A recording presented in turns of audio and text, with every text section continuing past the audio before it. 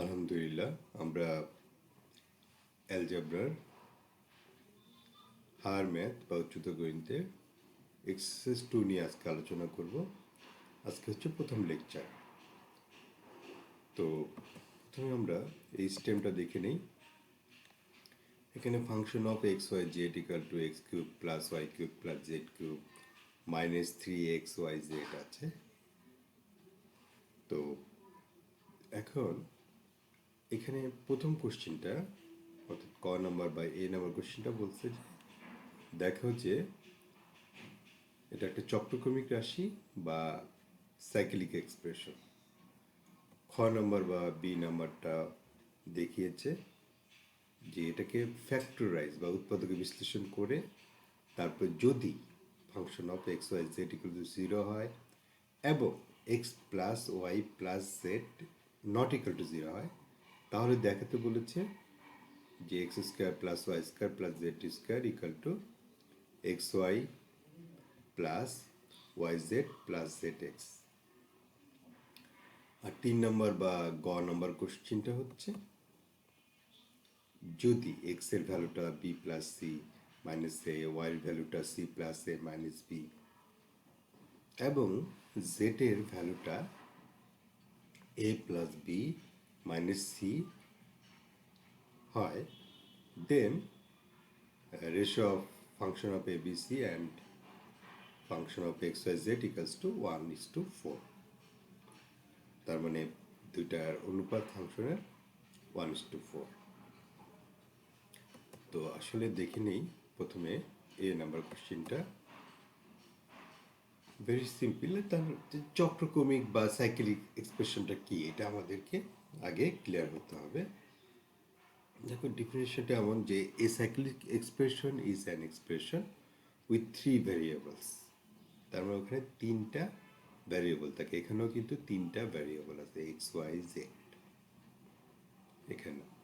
তো যদি প্রথমটাকে দ্বিতীয়টার দ্বারা, দ্বিতীয় ভ্যারিয়েবলটাকে তৃতীয় ভ্যারিয়েবল দ্বারা এবং তৃতীয় ভ্যারিয়েবলকে প্রথম ভ্যারিয়েবল দ্বারা ইন্টারচেঞ্জ করা হয় বা পরিবর্তন করা হয়, তাহলে এই ভ্যালুটা function of x Y Z equal to যা আছে তাই যদি থাকে, মানে যদি ভ্যালু কোনো চেঞ্জ না হয়, that is called cyclic expression or চক্রক্রমিক রাশি।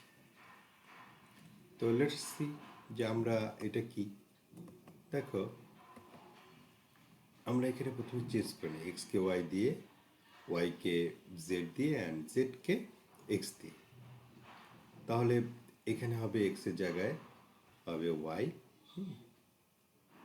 আর ওয়াই জায়গায় হবে জেড, আর জেডের জায়গায় হবে এক্স। তাহলে কি দাঁড়ায় এখানে ওয়াই কিউব, ঠিক আছে, জেড কিউব, তারপরে সেম। এখন এটাকে রিঅ্যারেঞ্জ করে লিখলে কি হয়, এক্স্যাক্টলি দ্য প্রিভিয়াস ওয়ান, অর্থাৎ ফাংশন অফ এক্স ওয়াই জেডই আমরা ফিরে পেলাম। একেবারে যা আছে সেই রেজাল্টটাই ফিরে পেলাম। তার মানে এটা হচ্ছে function of x Y Z.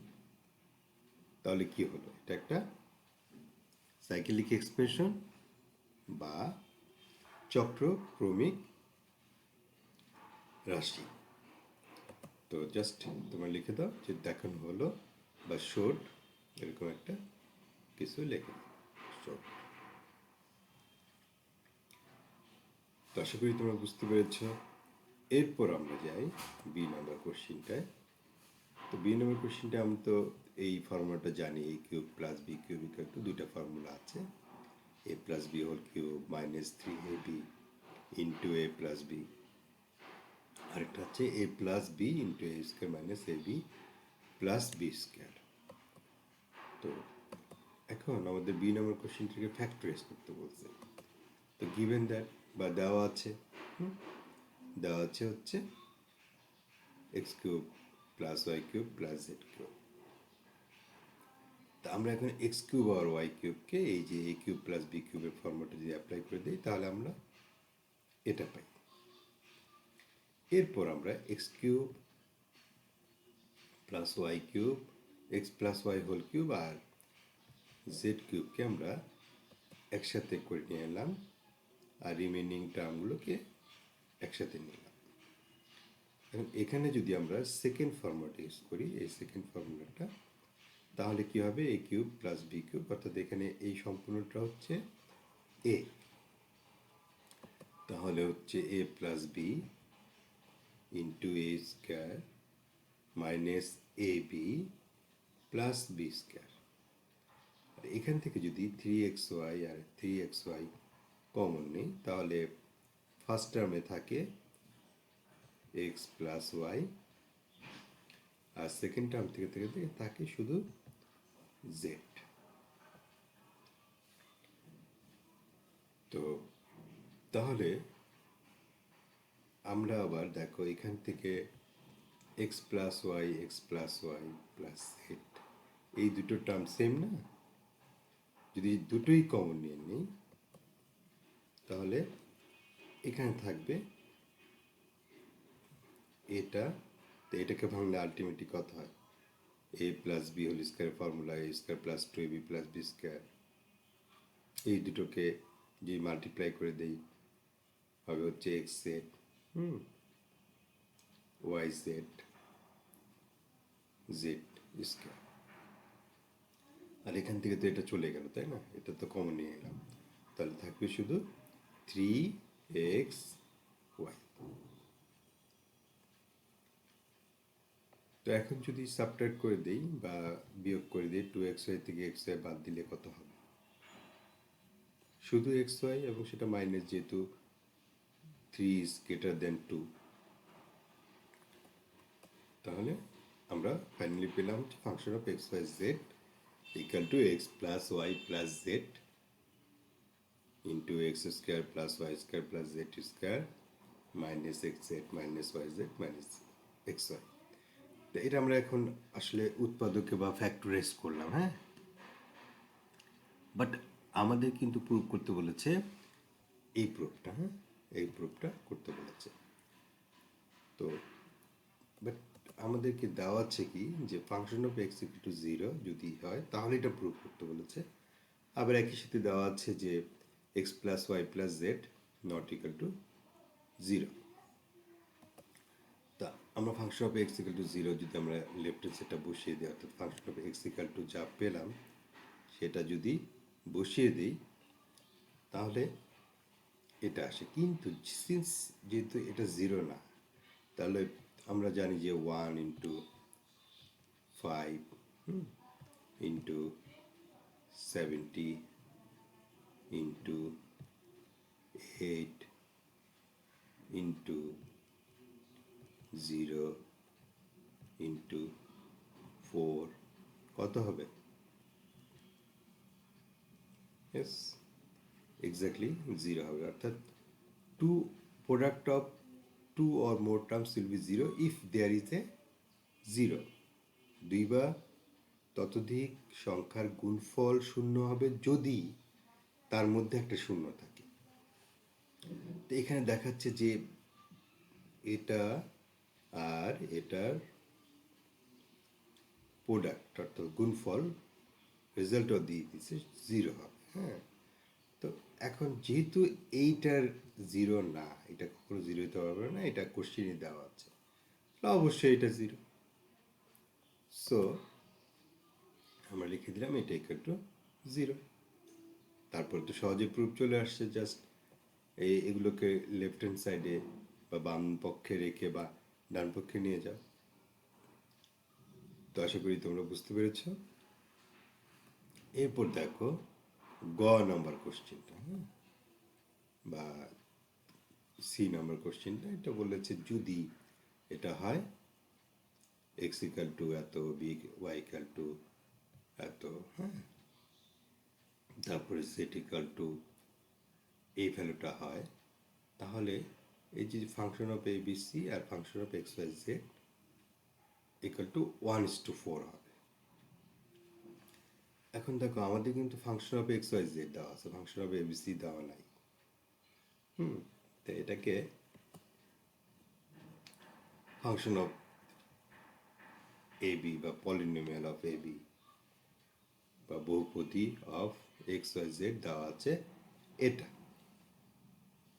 তো আমরা এক্সের জায়গায় যদি এ লিখি, ওয়াইয়ের জায়গায় যদি জেড লিখি, ওয়াইয়ের জায়গায় যদি বি লিখি এবং জেডের জায়গায় যদি সি লিখি, তাহলে আমাদের এই বহুপদী বা polynomial of A B c বের হয়ে যাচ্ছে, তাই না? তাহলে এটা আমরা জাস্ট রিপ্লেস করে দিলাম, তাহলে আমরা ওটা পেয়ে গেলাম a cube plus B cube plus c cube minus 3abc। এখন বি বা খ নম্বর কোশ্চেনে আমরা কি পাই, যে এটা পেলাম, তাই না? আগে আমরা function of x Z equal two এই পর্যন্ত দেখিয়েছিলাম। তো এখন যদি আমরা এখানে একটা হাফ মাল্টিপ্লাই করি, তাহলে এখানে 2, তারপরে এখানে 2 সব জায়গায় দেওয়া যায় না? এই 2গুলা যদি আবার কমন নিই, এই 2গুলো সব যদি কমন নিয়ে নেই, কমন নিলে আবার এই 2 আর হাফ ক্যান্সেল হয়ে যাবে না? এখানে যদি 2টা বের করে নিয়ে আসতাম, তাহলে এই 2 আর এই 2 ক্যান্সেল হয়ে যাবে। তো এখন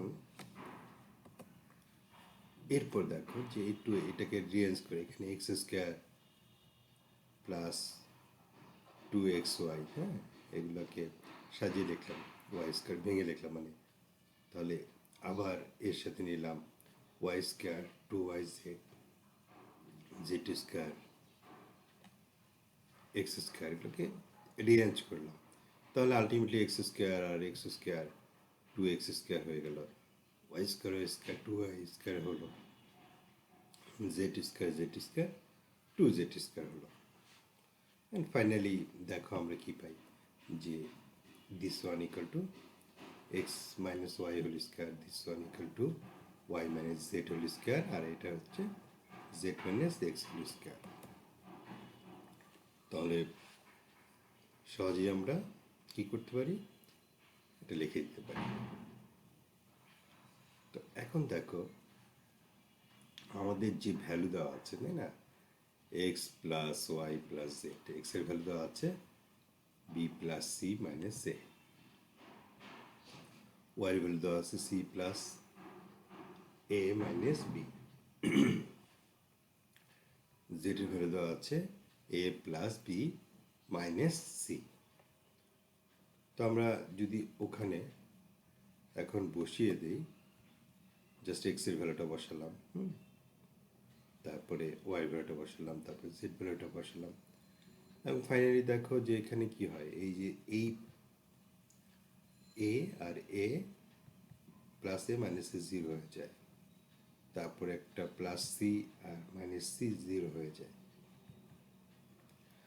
তারপরে প্লাস বি আর মাইনাস বি 0 হয়ে যায়, ফাইনালি থাকে কি, দেখো শুধু a plus b plus c just থাকে। সেমভাবে এক্স মাইনাস ওয়াই এখানে যদি বসিয়ে দাও, তাহলে কি থাকবে, একটা ভ্যালু থাকবে। এরকম সেমভাবে করে দিলে দেখো, বসিয়ে দিলে এখানে যদি আমরা ক্যান্সেল করি, যে এখানে মাইনাস বি আর প্লাস বি, তাহলে হচ্ছে 2 অফ এ আর 2 অফ সি। একইভাবে যদি বসিয়ে দিই, তাহলে এই জায়গায়ও থাকবে কত, 2 of c minus 2 of b. এখন যে কোনো একটা জায়গায় ধরো আমরা আবার এই লাইনটা নিয়ে এলাম, এই লাইনটা, এখন একটা জিনিস চিন্তা করো, যে ধরো এ মাইনাস বি মাইনাস সি আছে, হ্যাঁ, বা বি মাইনাস এ আছে, এরকম একটা চিন্তা করো, যে এটা আমরা লিখতে পারি মাইনাস এ মাইনাস বি প্লাস বি, আচ্ছা, তারপরে মাইনাস কমন নিতে পারি, কমন নিলে কত হবে, এ মাইনাস বি। এখন এটার উপর যে হোল স্কয়ার থাকতো, এটার উপরে হোল স্কোয়ার থাকতো,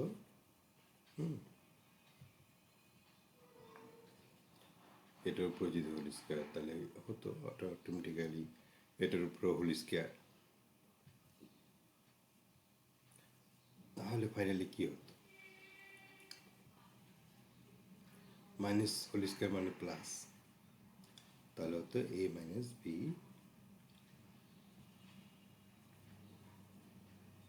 হোল স্কোয়ার। তো সো আমরা বুঝলাম যে যদি হোল স্কোয়ারের ভিতরে থাকে কোনো term b minus a whole square means a minus b whole square, always তাই মনে করবে। তো তাহলে আলটিমেটলি যখন এই রেজাল্টটা এলো, এখান থেকে 2 আর 2 আমরা যদি কমন নিতাম তাহলে বাইরে চলে আসলে কত হতো? 4। এখানে 2 আর 2 কমন নিলে বাইরে হোল স্কোয়ারের জন্য তো 4, এখানে 4, এই 4টাকে একবারে বাইরে নিয়ে এলাম। দেখো এখানে 4টাকে একবারে বাইরে নিয়ে এলাম। আর এই যে যেহেতু এ মাইনাস সি থাকে তখন a minus c whole square মানে c minus a whole square, c minus b whole square মানে হচ্ছে b minus c whole square, আর b minus a whole square মানে হচ্ছে a minus b whole square. তো finally আমরা 4টাকে একদম বাইরে নিয়ে এলাম। তো এখন দেখো যে এখানে আমরা জানি যে a cube plus B cube plus c cube minus 3abc এর দুটো ফর্মুলা, এটা একটা আর এটা একটা।